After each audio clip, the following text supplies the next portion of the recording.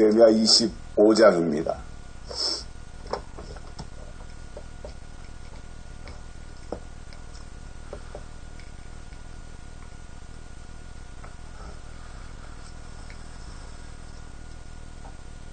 오늘 주시는 하나님 말씀 예레미야 25장 15절부터 18절까지 봉독해 드리겠습니다. 이스라엘의 하나님 여호와께서 이같이 내게 이르시되 너는 내 손에서 이 진노의 잔을 받아가지고 내가 너를 보내는 바 그 모든 나라로 마시게 하라. 그들이 마시고 비틀거리며 미치리니 이는 내가 그들 중에 칼을 보냄을 인함이니라 하시기로 내가 여호와의 손에서 그 잔을 받아서 여호와께서 나를 보내신 바 그 모든 나라로 마시게 하되 예루살렘과 유다 성읍들과 그 왕들과 그 방백들로 마시게 하였더니 그들의 멸망과 놀램과 치소와 저주를 당함이 오늘날과 같으니라. 아멘. 한 주간 동안도 건강하셨습니까? 오늘은 교회 절기로 추수감사절입니다. 하나님이 우리에게 주신 크신 은혜를 다시 한번 생각하고 감사하는 하루가 되시길 바라고요. 오늘 우리의 감사절이지만 그러나 우리는 예레미야 25장의 말씀으로 진도를 나가도록 하겠습니다. 누구나 다 과거, 현재, 미래가 다 있고 누구에게나 그것은 다 소중하고 나름대로의 의미가 있을 것입니다. 과거는 과거대로, 현재는 현재대로, 그리고 미래는 미래대로. 사람마다 약간의 차이는 있겠습니다만은 신앙인들에게 있어서는 과거보다는 현재, 지금이 중요하고요. 현재보다는 미래가 더 중요합니다. 그런데 대개 사람들을 보면 하나님의 약속을 바라보고 미래지향적으로 나아가는 것이 아니라 현재만 생각하고 여기가 좋사오니 하면서 지금의 생활에 안주하려고 하는 경향이 굉장히 많고 현재의 시간에, 현재의 안전에, 현재의 이룩한 업적을 누리면서 거기에 매달려 사는 현대인들의 삶이 세상 사람들이라면 그것이 허용이 되겠지만 하나님을 믿는 사람들에게는 바람직한 것은 아니다라는 생각을 가지게 됩니다. 우리나라에도 여러 대기업들이 있습니다만은 대기업은 지금 에어컨을 만들어서 에어컨이 잘 팔리고 냉장고가 불티나게 팔린다고 해서 거기에만 집착하지 않습니다. 지금 잘 팔리는 에어컨, 지금 잘 팔리는 냉장고, 이것이 지금 계속해서 소비자들로부터 인기를 끌고 있지만 그런 가운데서도 더 소비자들의 관심을 끌어들이기 위한 새로운 것들을 계속해서 연구하고 새 제품을 만들어서 홍보도 하고 판매하기 위해서 그야말로 혼신의 노력을 다합니다. 광고도 엄청나게 합니다. 그 광고비가 수십억 들어갈 텐데 그거 마다하지 않고 열심히 광고합니다. 왜냐? 홍보해야 되기 때문에. 그래서 홍보라고 하는 것, TV를 통해서 광고한다고 하는 것은 사람들을 인식시키는 거예요. 아, 새로 나온 신형 냉장고가 이렇다, 에어컨이 이렇다, 다음번에 살 때는 이 제품을 사야 되겠구나 하는 것을 계속해서 인식시키는 것이 광고의 효과이기 때문입니다. 그러면 큰 기업이 지금 냉장고가 이렇게 불티나게 잘 팔리고 있으니까 이것을 계속해서 내년에도 후년에도 그 다음에도 5년 뒤에도 7년 뒤에도 이것만 만들면 되겠구나 이렇게 생각하고 거기에 안주한다면 그 기업은 거기로 끝이에요. 그래서 대기업일수록 현재 팔리고 있는 새로 제품을 내놓고 잘 팔리고 있는 냉장고를 주력 상품으로 해서 계속해서 광고를 하고 홍보를 해서 판매하는 데 열을 올리면서도 또 한편으로는 연구소를 만들어 놓고 인재들을 불러다가 고액 연봉을 지급하면서 새로운 제품을 개발하기 위해서 지속적으로 투자하는 겁니다. 왜냐? 현재는 현재이고 이 현재 장악한 이 시장을 미래에도 계속해서 자기네들이 가지고 가기 위해서 연구하고 투자하는 일에도 몰두한다는 거예요. 그래서 대기업은 현재에 안주하지 않습니다. 미래를 위해서 투자합니다. 신앙도 마찬가지입니다. 과거보다는 현재가 중요해요. 그리고 현재보다는 미래지향적으로 앞으로 이 땅에 이루어질 하나님의 나라를 바라보며 거기에 투자하는 것이 바람직한 신앙의 자세입니다. 여기가 좋사오니 지금 잘 되니까 나는 지금 여기에서 만족하면 된다. 이것이 아니라 앞으로 이루어질 하나님의 나라를 바라보면서 나가는 것이 바람직한 태도라는 말입니다. 하나님이 에레미야 선지자를 부르셔서 모든 나라로 하여금 마시게 하라고 하는 말씀을 하셨을 때 에레미야 선지자는 그대로 행합니다. 왜 그렇게 해야 됩니까, 하나님? 이렇게 하면은 다 망하는 거 아닙니까, 하나님? 선처해 주십시오, 하나님. 이것이 아니라 오늘은 에레미야에게 주신 진노의 잔과 그것을 마신 결과가 무엇인지 세 가지를 깨닫고 은혜를 받겠습니다. 첫째로, 먼저 에레미야에게 하나님이 진노의 잔을 주셨습니다. 진노의 잔이니까 그 잔 속에는 진노가 담겨 있고 그것을 에레미야 선지자에게 주신 것은 에레미야를 통해서 진노의 잔을 쏟게 하시겠다고 하는 의미를 담고 있는 거예요. 진노라고 하는 거 있잖아요. 사람이 때로는 진노하기도 하고 대노하기도 하고 한다 그러잖아요. 근데 누가 뭐 한두 번 어떻게 잘못했다 그래서 갑자기 막 진노하고 이렇다기보다는 그것이 계속해서 반복되다 보면 어느 날 폭발하는 것이고 그것이 심판으로까지도 이어진다는 말이에요. 하나님은 긍휼이시고 사랑이시며 하나님은 오래 참으시지만 그러나 하나님은 공의의 하나님이시기 때문에 끝까지 참으시는 것이 아니라 결국에 가서는 심판하시는 하나님이시라고 하는 것을 성경을 통해서 우리에게 설명해 주고 있습니다.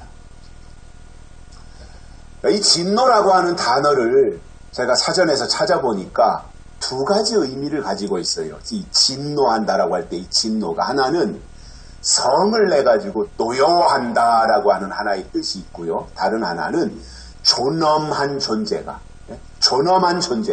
몹시 노한다 이러한 뜻을 가지고 있어요. 아무튼 노한다, 화낸다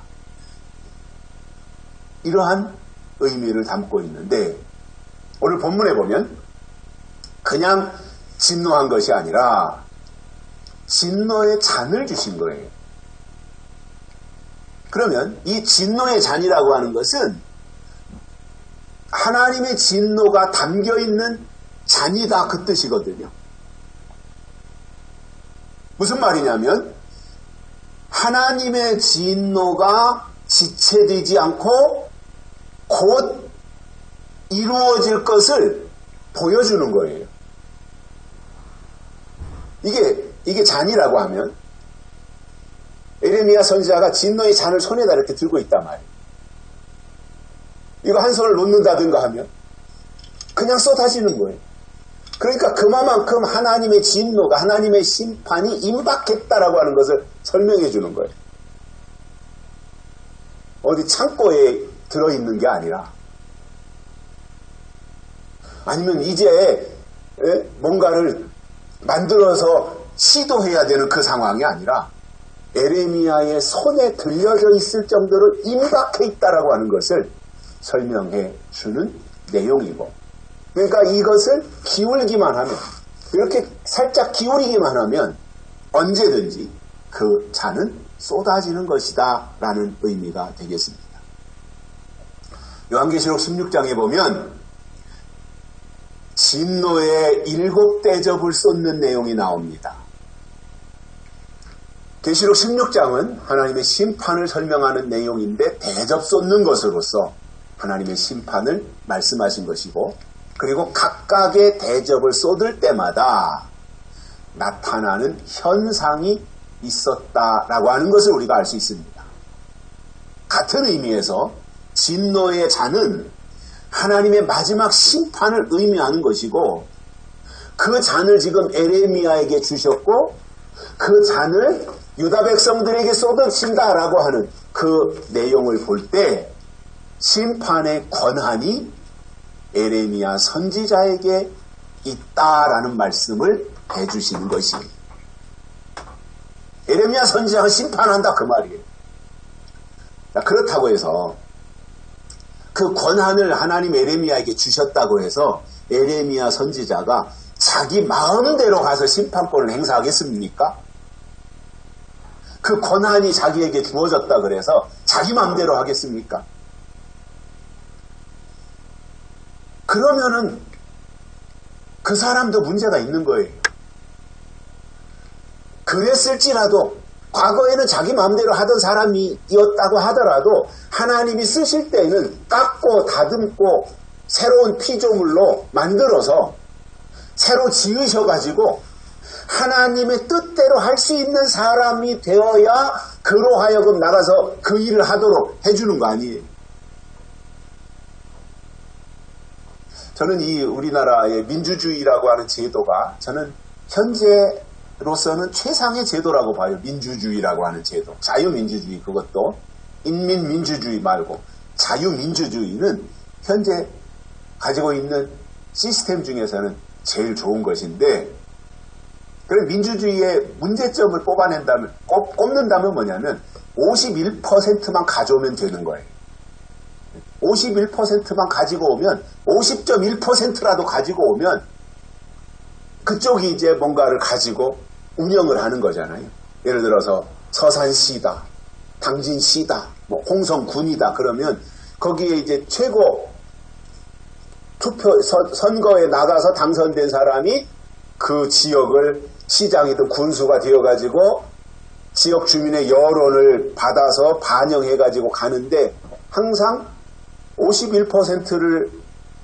51%가 지지하고 찬성하는 세력이니까 거기다가 비중을 두다 보니 49%는 어떤 때는 배제되고 갈 수밖에 없는 그 구조라는 거예요. 그리고 선거에 나온 사람은 당선이 목적이지 자기가 어떻게 뭐 인격을 수양하고 어떠한 교양 있게 하고 또 모든 것을 공정하고 깨끗하고 투명하게 하고 이것보다는 어떻게 하든지 내가 지역 주민들로부터 인기를 얻어가지고 당선돼서 4년 동안 그 지역의 장이 되어가지고 내가 하고 싶은 일을 한번 해보겠다라고 하는 마음이 훨씬 더 커요. 저는 지역에 있는 국회의원들을 제가 만나고 싶을 때는 언제든지 만나는 사람이고 시장님도 만나고 싶으면 만나고 공무원들도 만나고 싶으면 만나는 이러한 위치에 있다 보니까 그 사람들의 생리를 제가 너무 잘 알아요. 특히 선거에 출마한 사람들, 시장이나 군수나 국회의원이나 시의원이나 도의원이나 이런 사람들의 생리를 제가 너무 잘 알아요.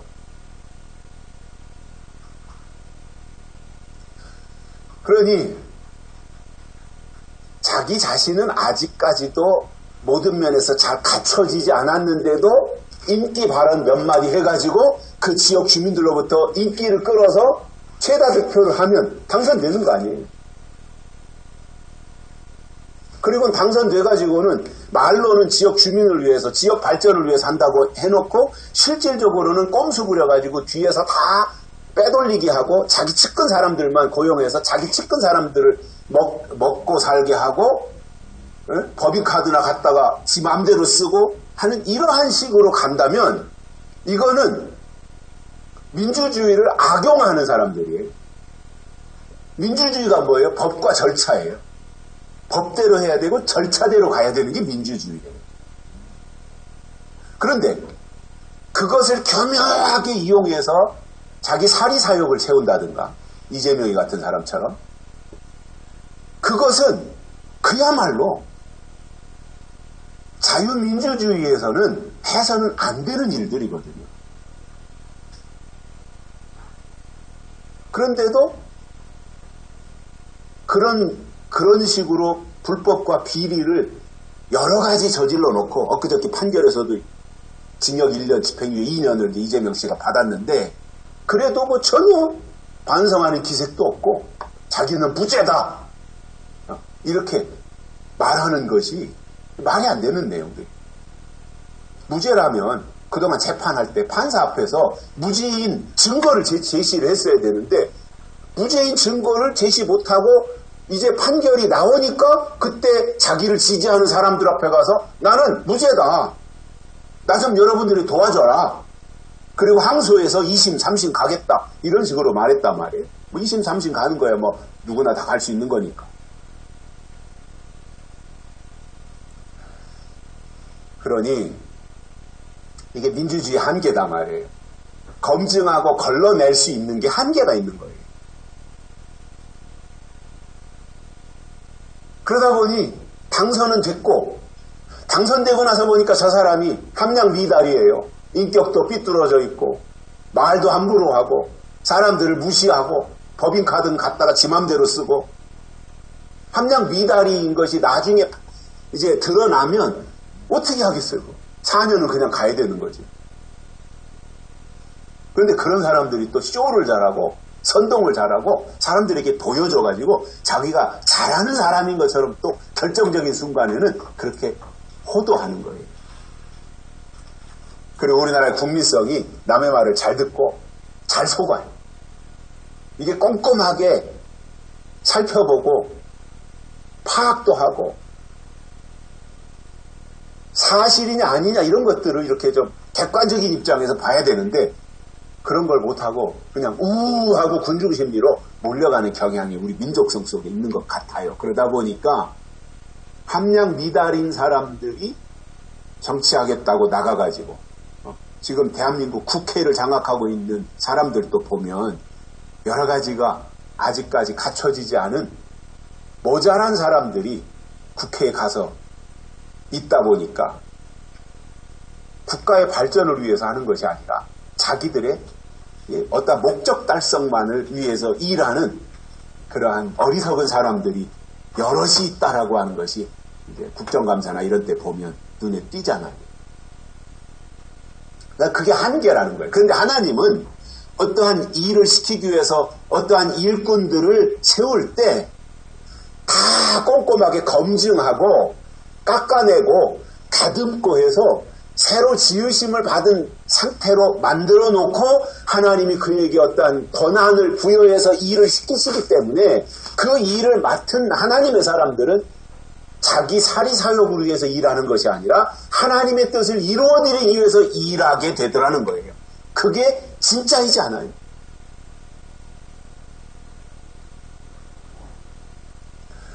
평소에 자기 감정을 가지고 있던 사람이 어떤 위치에 올라가니까 그때 네가 나한테 이런 식으로 했지?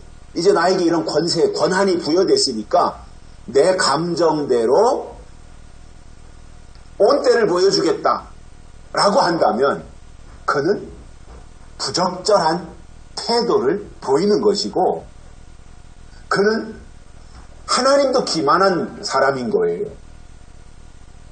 그런 사람들을 하나님이 쓰시겠는가? 하나님이 계속해서 쓰시겠는가? 이러한 부분들을 저는 보면서 만약에 예레미야에게 하나님이 진노의 잔을 주셨는데 이렇게 진노의 잔을 주셨는데 이 진노의 잔을 받을 예레미야는 그 진노의 잔을 가지고 하나님의 관점에서 살펴보고 하나님의 때가 되었을 때 이 진노의 잔을 기울여서 이것을 쏟아야 되는 것이지 자기 감정대로 잔을 쏟는다면 그는 하나님의 종이 아닌 겁니다.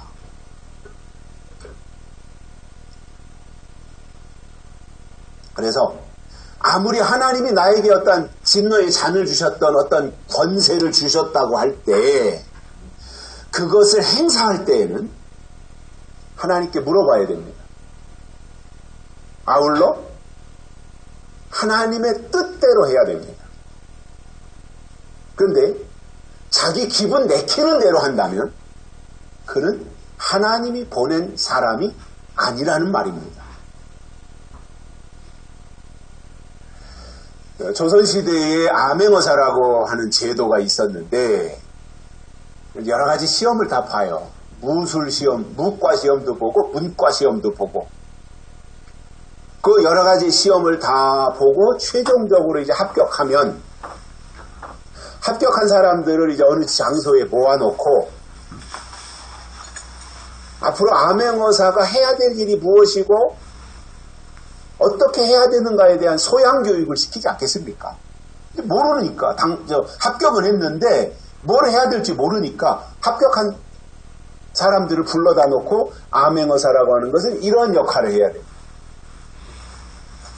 또 이런 때는 이렇게 해야 되고 뭐 이것을 자세하게 이제 다 교육을 시키고 난 이후에 최종적으로 마패를 줄 거 아니에요. 마패.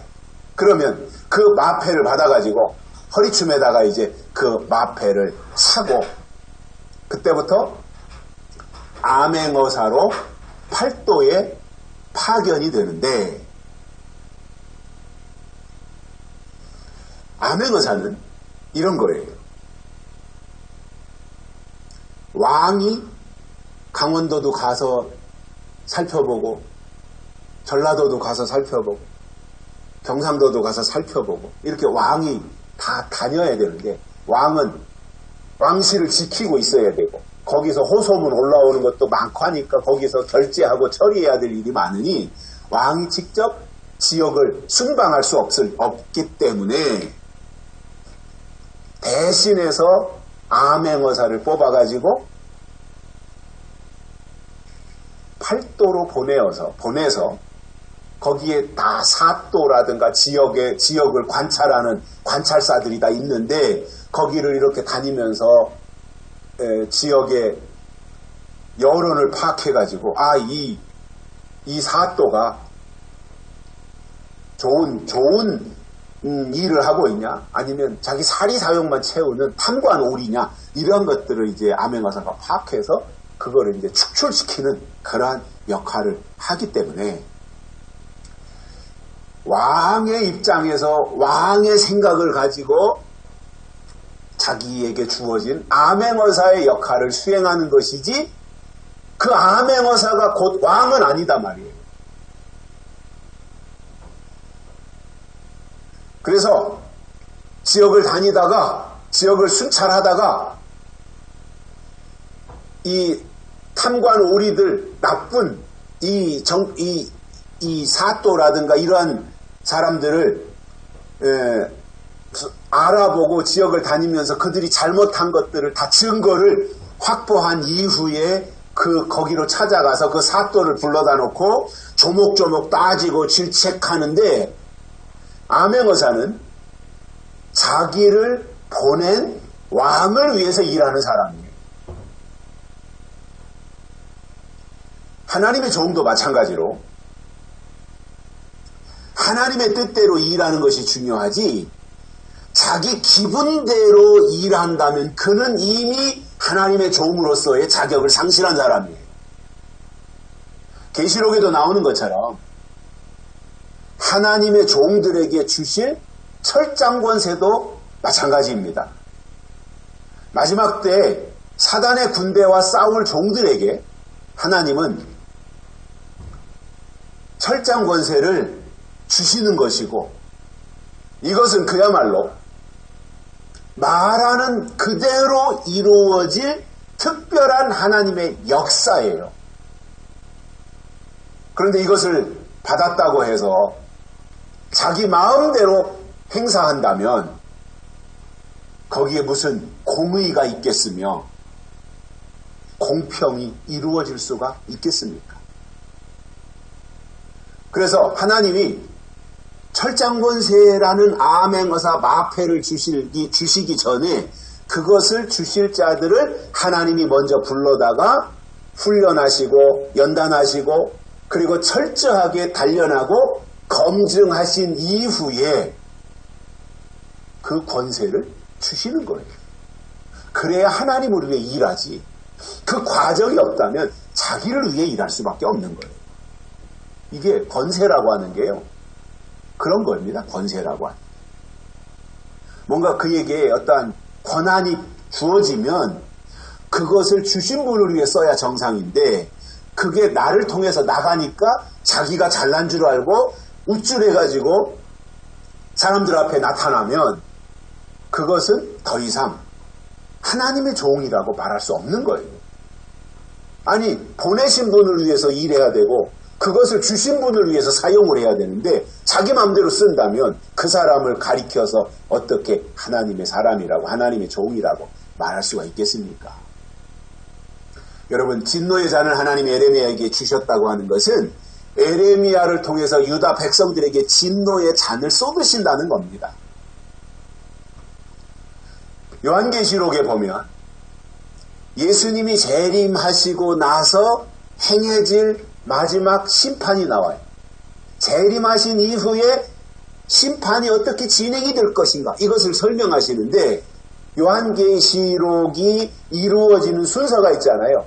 인, 환란, 재림, 심판, 천년왕국. 이것이 요한계시록이 이루어지는 순서예요. 그러면 하나님이 심판을 설계하셨고 그리고 계획하신 분입니다. 하나님이 설계하고 하나님이 계획하셨다면 심판은 반드시 때가 되면 이루어진다는 거예요. 그런데 하나님이 계획하시고 하나님이 그 심판을 설계하셨기 때문에 하나님이 하시는 게 맞지만 실질적으로 앞장서서 그 일을 진행하는 사람들은 하나님의 입맞은 사람들을 통해서 하신다는 거예요. 두 번째로는 모든 나라로 마시게 하라고 말씀하셨습니다. 그 진노의 잔을 모든 나라로 하여금 마시게 하라. 그래서 예레미야 선지자에게 먼저 주셨고 그것을 모든 나라들에게 마시게 했더니 마신 자들이 비틀거리고 마신 자들이 미쳐버렸다 이겁니다. 그런데 이것은 예레미야 선지자를 통해서 주신 진노의 잔이 하나님이 그들에게 보낸 하나님의 칼이라는 뜻이다, 그 말. 진노의 잔을 보내셨는데 그것은 하나님의 칼이었다라는 말입니다. 심판하시는 것이라는 거지요. 여기서 모든 나라라고 했기 때문에 이방 나라들까지 포함하는 거예요. 그리고 에레미야 선지자를 통해서 주신 그 진노의 잔을 다 마시고는 취해가지고 비틀거리더라 이 말입니다. 취했어요. 자, 그러면 정상적인 생각을 가지고 살아야 돼요, 사람은. 취해서 살면 안 되는 거예요. 어느 순간 뭐 어쩔 수 없는 상황에서 잠깐 취했다 하더라도 빨리 거기서 벗어나서 정상적인 생각을 가져야 정확하게 판단도 할 수 있고 분별도 할 수 있으며 분석까지도 할 수 있는 역할을 하는 것인데, 취해 있다면, 날마다 취해 있다면 무엇을 할 수 있겠습니까? 비틀거리고 있는데 무엇을 할 수가 있겠습니까? 제정신을 가지고 살아야 되는 사람이 미쳐버린다면 미쳐버린 그 상황에서 할 수 있는 일이 무엇이겠습니까? 그러니 그냥 단순히 취해서 비틀거린다면 또 다른 어떤 정신을 가다듬어서 더 이상 앞으로는 취해서 비틀거리는 일이 없도록 결심을 하고 다짐을 하고 그리고 이렇게 나갈 수 있는데, 미쳐버렸다 이거예요. 미쳐버리면 정신을 차릴 수 없는 거예요. 그 상태는.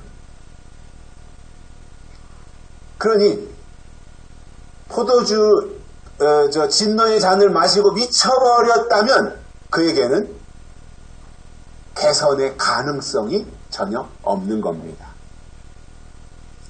이사야 43장 19절에서 이사야 선지자는 이렇게 말합니다. 보라, 내가 새 일을 행하리니 이제 나타낼 것이라. 너희가 그것을 알지 못하겠느냐? 정령이 내가 광야의 길을 그리고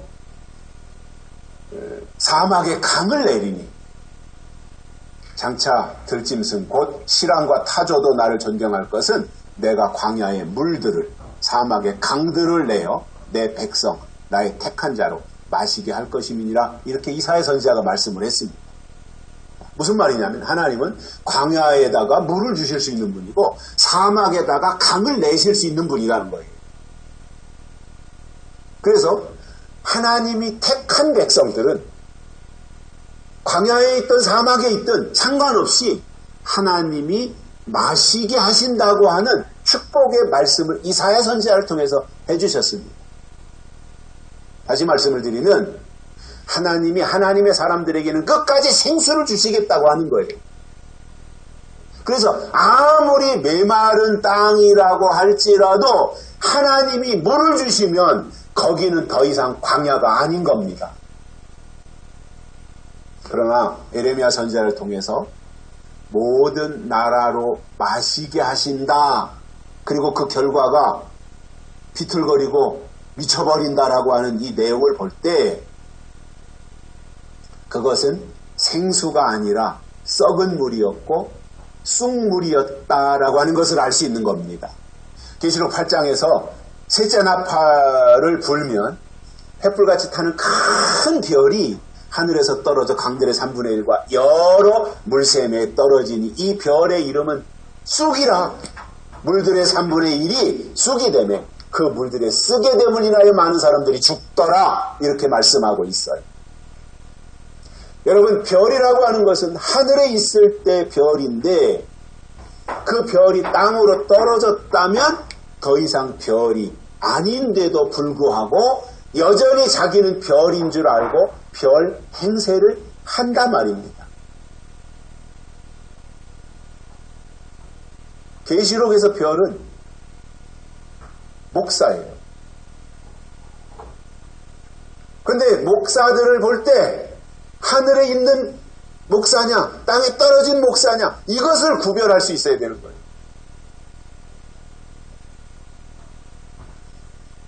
물론 목사님들이 나름대로 공부도 많이 하셨고 또 목회를 하면서 많이 고생들을 하기 때문에 하나님의 종으로서 공경을 하고 소중히 여기고 높이고 해야 되는 것은 저는 맞다고 봅니다. 일반적인 의미에서. 그러나 그 종이 하늘에서 떨어졌다면 땅으로 그것은 더 이상 내가 영적으로 신앙적으로 관계를 맺어야 할 이유가 전혀 없는 거예요. 아니 떨어진 별하고 무슨 영적인 관계, 신령한 관계를 유지하고 갑니까? 그건 말이 안 되는 거거든요. 그냥 가서 인간적으로 도움을 줄 수 있고, 그가 뭐 무슨 세미나를 한다든가 뭐 할 때 가서 뭔가 이렇게 헌금도 해주고 이런 거는 그동안에 맺어온 인간적인 관계 때문에 할 수 있다고 쳐요. 그러나 영적인 건 다른다 말입니다. 아니, 하늘의 신령한 것을 사모하는 사람들이 떨어진 별하고 영적으로 교류할 게 뭐가 있어요? 떨어지지 않고 하늘에 있는 별로서 계속해서 하나님이 그를 붙잡고 계시고 하나님이 그를 하나님의 종으로 인정하실 때 신앙생활하고 있는 우리들이 그를 통해서 주는 말씀을 영적인 하나님의 뜻으로 받아들이고 아멘 하면서 그러한 역할을 해주는 그 하늘에 있는 별, 그 종을 소중히 여기고 감사하고 특별하게 생각하는 것이지, 떨어졌다면 그렇게 해야 될 이유가 아무것도 없는 거예요. 그런데 이 떨어진 별의 이름을 한 수 더 떠서 쑥이라 그랬습니다. 그리고 공교롭게도 그 별이 강과 물샘에 떨어짐으로 강물이 다 쑥물이 되었다 이겁니다. 그리고 그 물을 마시면 다 죽는다 이겁니다. 이렇게 지금 횃불같이 타던 큰 별이 땅으로 떨어지는 이 상징적인 얘기를 통해서 지금 굉장히 구체적이고 중요한 말씀을 해주신다는 거지요. 그러면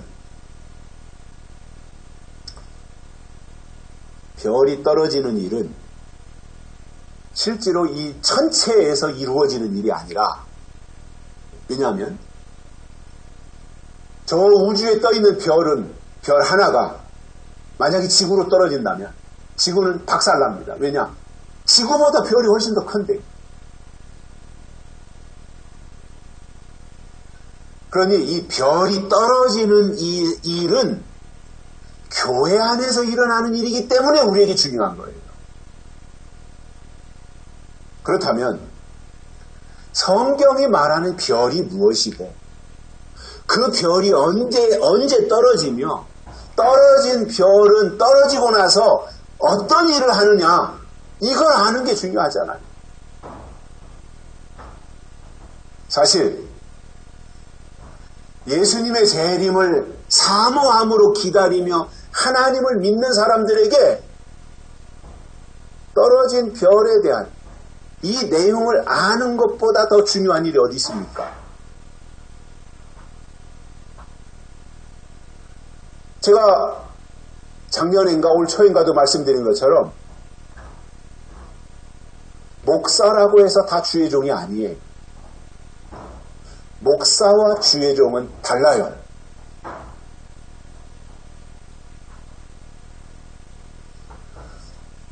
그렇기 때문에 그것을 잘 분별해서 우리에게 주의 종이 필요한 거지, 하나님의 뜻을 간직한 주의 종이 필요한 거지, 하나님의 뜻이 없는 목사가 필요한 게 아니다 말입니다.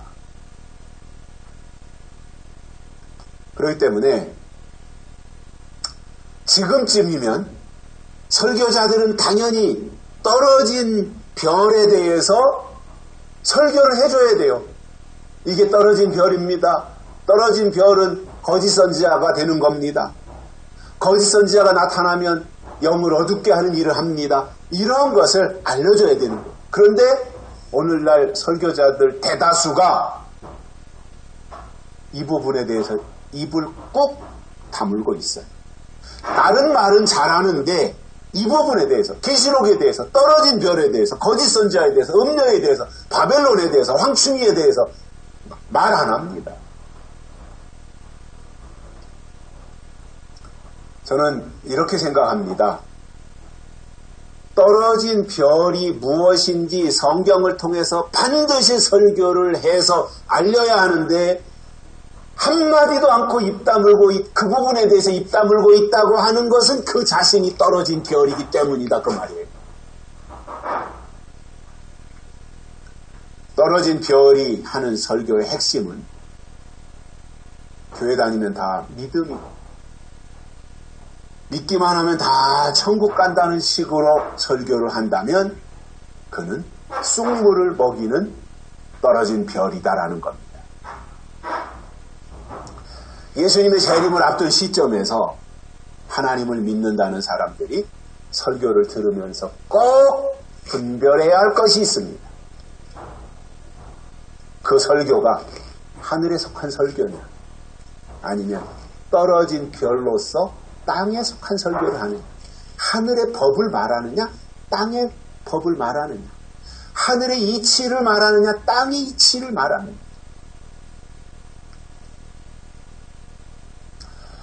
그것은 그가 증거하는 설교의 내용을 들어보면 알 수 있는데 그가 증거하는 설교에 하나님의 약속이 있느냐 없느냐 이것을 보면 가장 정확하게 알 수 있습니다. 지금 시점에서 하나님의 약속은 요한계시록이고 계시록이 하나님의 약속인 이유는 계시록이 바로 예언의 말씀이기 때문에 그렇습니다. 예언이니까 약속이고 약속이니까 믿음이며 믿음이니까 다시 오시는 예수님을 맞이하는 것입니다.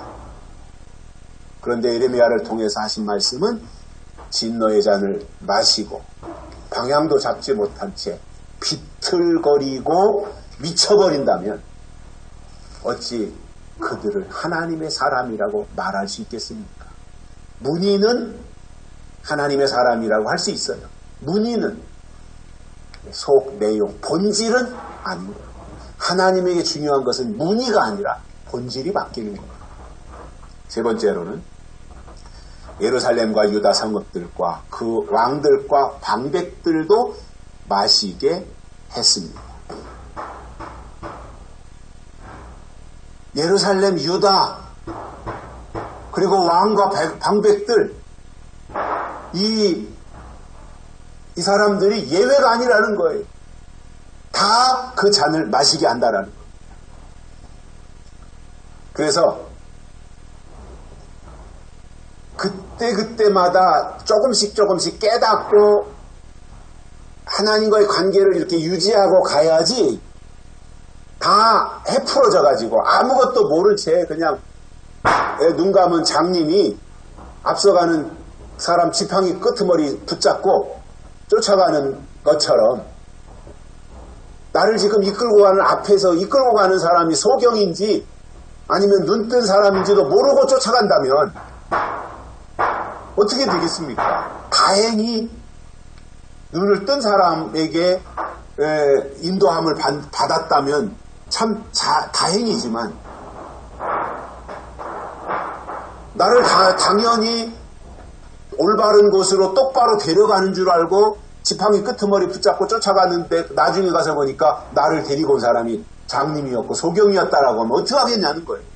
그걸 미리 파악해야 된다는 거죠. 그날 가서 파악할 게 아니라 지금 이 자리에서 파악해야 되고 여기서 우리가 그것을 파악해서 내가 지금 영향을 받고 영적으로 내가 지도를 받고 영적으로 나를 이끌고 있는 그리고 내가 영적으로 영향을 받고 있는 나를 인도한다고 하는 그 설교자가 눈뜬 하나님 앞에 영적으로 눈을 뜬 사람이냐 아니면 눈이 멀은 장님이고 소경이냐 이것은 빨리 파악을 해야 되는 거죠. 그리고 나서 뭐 아멘을 하든 말든 그건 나중 일이고요.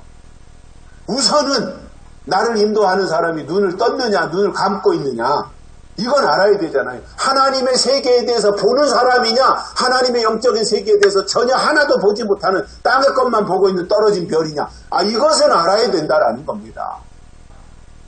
그냥 믿기만 하면 되고 그냥 교회 열심히 충성만 하면 되고 이거는요 떨어진 별이 하는 말이에요.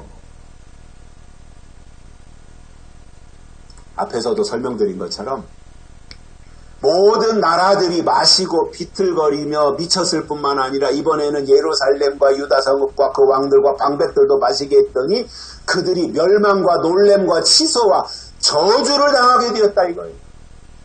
아니 이방 나라만 그렇게 됐다면 그나마 다행인데 예루살렘과 유다 성읍들이 다 그렇게 되었단 말이에요. 그럼 차이가 뭐예요 도대체? 이방 나라와 유다 나라가 차이가 뭐예요? 차이가 있어야 될 거 아니에요. 심판 앞에서 이방 나라가 심판을 당했다면 진노의 잔을 통해서 유다 백성들과 예루살렘은 심판을 면하고 심판을 당하지 않아야 하나님의 백성으로서 뭔가 이렇게 드러낼 게 있는 것인데, 아니 똑같다면 하나님의 백성이라고 나타내고 자랑할 게 뭡니까?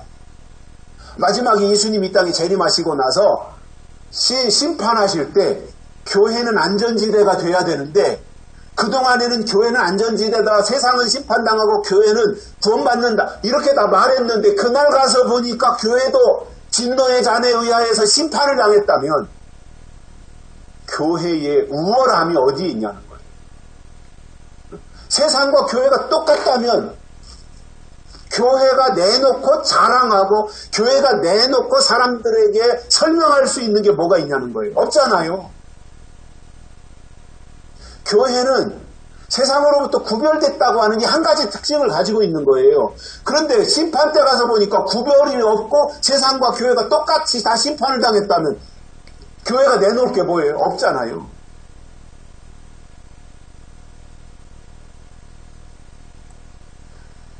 그뿐 아니라 19절부터 26절까지 나오는 내용을 보면 거기에 쭉 여러 나라들 이름이 다 나오는데, 그 나라들까지도 에레미야의 손에 있는 진노의 잔을 마신다 이 말이에요.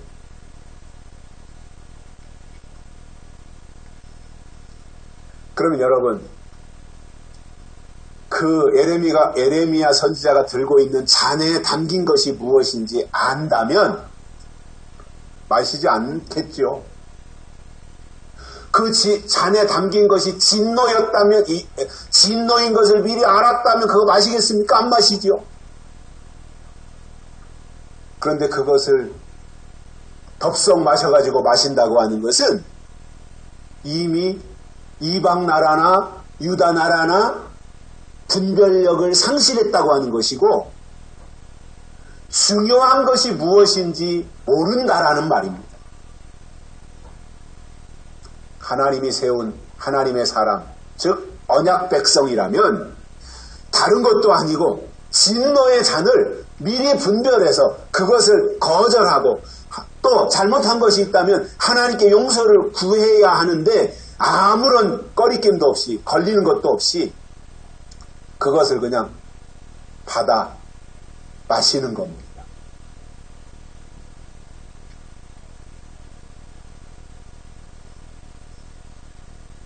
그래서 우리가 하나님을 믿는 하나님의 사람들의 어떤 정체성, 하나님의 사람으로서의 어떤 아이덴티티, 이것이 우리에게 있어야 되잖아요. 그래야 그것을 가지고 나가서 하나님이 세운 나라와 백성들은 깨어서 거룩한 것이 무엇이고 속된 것이 무엇인지, 하나님이 기뻐하는 것이 무엇이고 하나님이 미워하는 것이 무엇인지, 진리가 무엇이고 비진리가 무엇인지, 이러한 것들에 대해서 분별하면서 살아야 됩니다. 그런데 그런 분별력도 없이 진노의 잔인데도 불구하고 이방 나라들만 마신 것이 아니라 유다 백성들과 예루살렘 성읍까지도 그것을 다 똑같이 마셨다면 차이가 뭐냐는 거예요. 하나님을 믿는다면 하나님을 믿는 사람들에게 세상 사람들과 다른 차이가 있어야 되잖아요.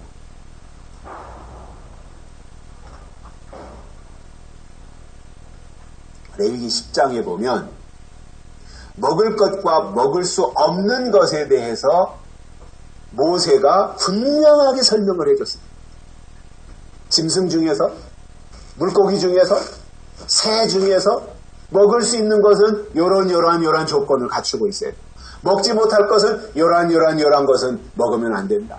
짐승을 말할 때 굽이 갈라져 있으면서 되새김질을 하는 것은 먹어라 이거예요. 그러나 굽이 갈라져 있지만 되새김질을 안 하는 거나, 되새김질을 하는데 굽이 갈라져 있지 않거나, 이러한 것은 먹으면 안 된다.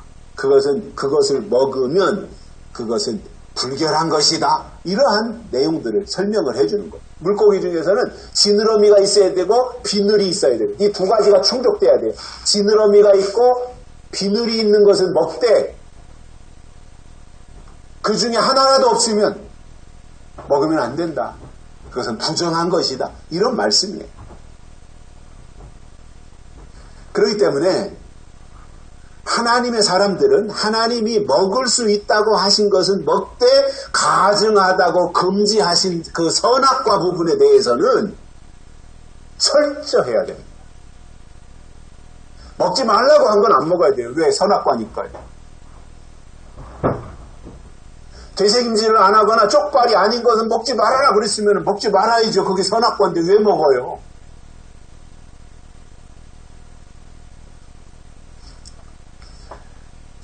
여기 10장은 이따 집에 가서 읽어보시고요. 민수기 6장에 보면 하나님이 구별하신 나시린에 대한 설명이 나오는데 나시린은 포도주와 독주를 마시지 말아야 됩니다. 포도주와 독주를 멀리하라는 거예요. 어느 정도로 멀리하라고 했느냐 하면은 민수기 6장 3절과 4절에 보면 포도주의 초나 독주의 초를 마시지 말고 식초 말하는 거예요. 포도즙도 마시지 말며 생포도나 건포도도 먹지 말지니 자기 몸을 구별하는 모든 날 동안에는 포도나무 솟아는 씨와 껍질이라도 먹지 말아라. 이렇게 말씀하셨어요. 왜냐? 나시린에게는 이게 선악과다 말이에요.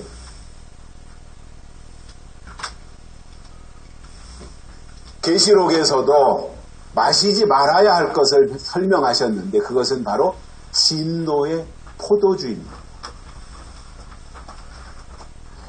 계시록에서 진노의 포도주가 5번 나오는데 계시록 14장 8절, 14장 10절, 16장 19절, 18장 3절, 19장 15절 이렇게 진노의 포도주가 5번 나오는데 이 5구절에 나오는 진노의 포도주는 모두가 다 하나님과 관련이 없는 것이고 마시지 말아야 되는 거예요.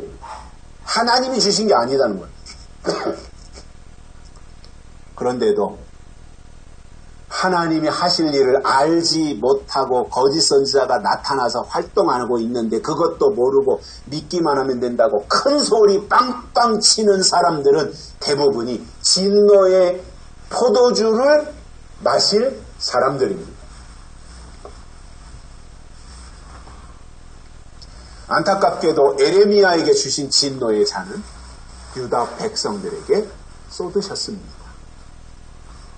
교회라고 안전지대라고요? 교회 다니면 다 하나님이 환난에서 건져내시고 구원받는다고요? 제발 그렇게 됐으면 좋겠어요. 저는.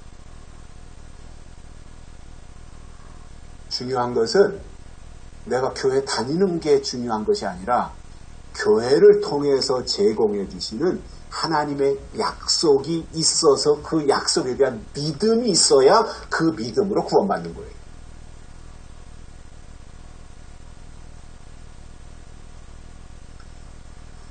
진노의 잔을 받아 마시면 그 결과가 멸망과 놀램과 취소와 저주를 당함이 오늘날과 같으니라 이렇게 말씀하고 있어요. 오늘 본문에서. 무슨 말이에요? 진노의 잔은 절대 마시면 안 되는 거예요. 마시면 안 되기 때문에 진노의 잔에 들은 것이 무엇인지를 분별부터 해야 됐던 거예요. 그래서 마지막 때는 신앙생활을 정말로 조심해서 돌다리도 두드려가는 심정으로 해야 됩니다.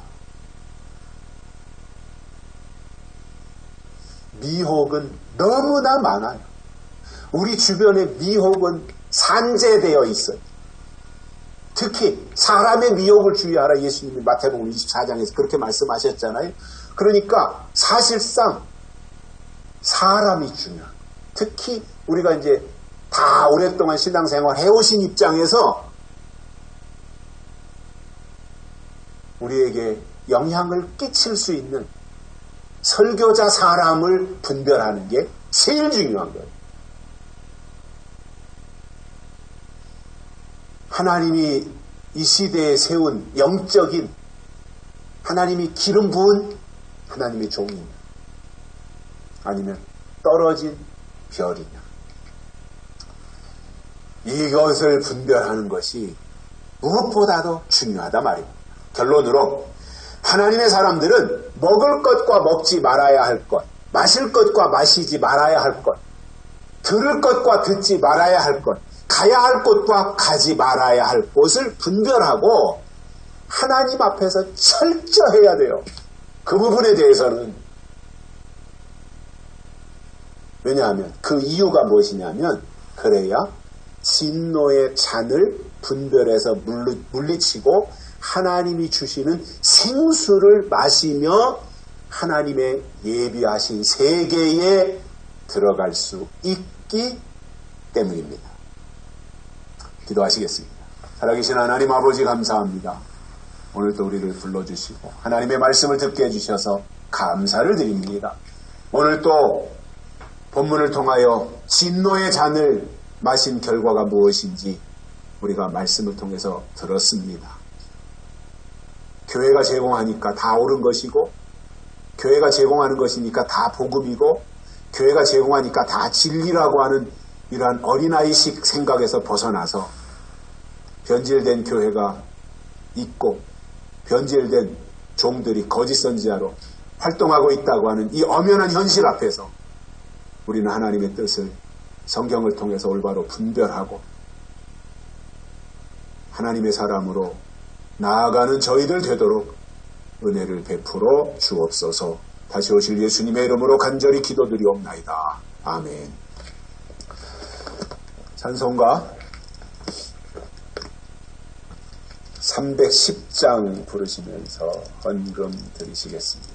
310장입니다.